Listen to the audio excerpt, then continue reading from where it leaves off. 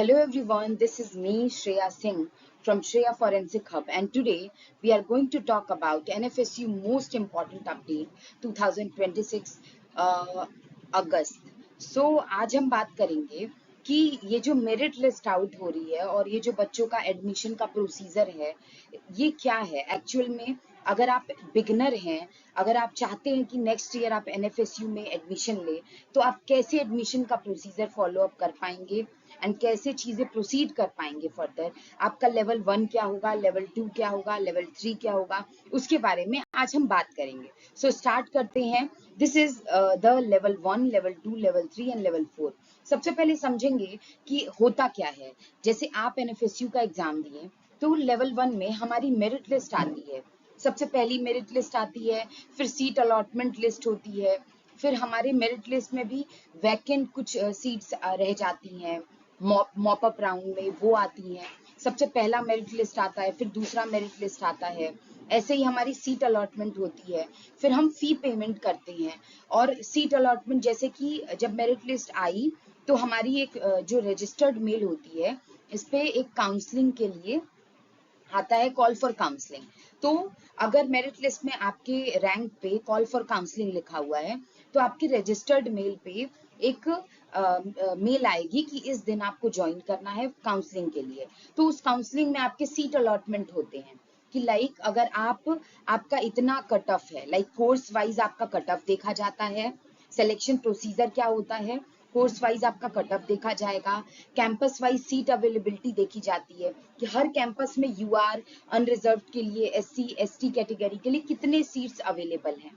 फिर category wise, program wise chances देखे जाते हैं कि आपके कितने चांसेस हैं रैंक में सिलेक्शन के। ये हमारा है लेवल 3 की बात करी हमने। तो हमारा सबसे पहला प्रोसीजर होता है जिसको हम लोग को बिल्कुल इग्नोर नहीं करना है, वो ये कि मेरिट लिस्ट आती है, नेक्स्ट मेरिट लिस्ट अपडेट होती है, merit list 1, provisional merit list 2, merit list 3, और हमारे आते हैं क्या, वैकेंट सीट के लिए मेरिट लिस्ट। फिर सीट अलॉटमेंट की स्टेटस आती है, फिर फी पेमेंट आती है। तो हम लोगों को जब सीट अलॉटमेंट होती है तो फी पेमेंट करना होता है उसी डे पे।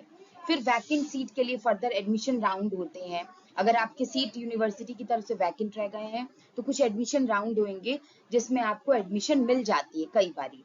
तो ऑफिशियल एनएफएसयू के नोटिफिकेशन, एडमिशन पोर्टल को चेक करते रहना है अगर आपको इन सारी चीजों के लिए। सेकंड है लेवल 2 एडमिशन का लेवल। तो एडमिशन में सबसे पहले आपको डॉक्यूमेंट वेरिफिकेशन कराना होगा, तो आपके पास डॉक्यूमेंट्स होने चाहिए सारे। दूसरा, रिपोर्टिंग और ज्वाइनिंग डेट उसमें कंफर्म हो जाती है।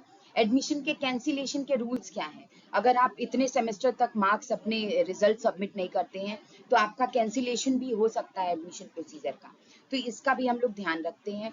देन फी रिफंड रूल्स क्या होते हैं, लाइक आपने फी तो पेमेंट कर दी लेकिन समहाउ उससे अच्छा अगर आपको कॉलेज मिल रहा है तो आप क्या फी रिफंड करा सकते हैं। तो ये सारी पॉलिसीज एडमिशन पॉलिसी के अंदर आ जाती है।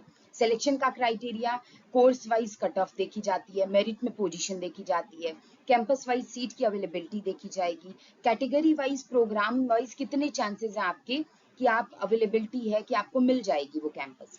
फोर्थ है हमारा लेवल 4 एडिशनल अपडेट, जैसे कि vacancy, spot admission possibility, orientation, academic session date, hostel, campus related information, scholarship related information, ये हमारी आती है लेवल 4 में। तो ये हमारा एडिशनल इंफॉर्मेशन। जैसे वैकेंसी आती है, उसमें स्पॉट राउंड होता है एंड में आपका कि हाँ यूनिवर्सिटी में आप कितनी वैकेंसीज हैं, अब आप अप्लाई कर सकते हैं।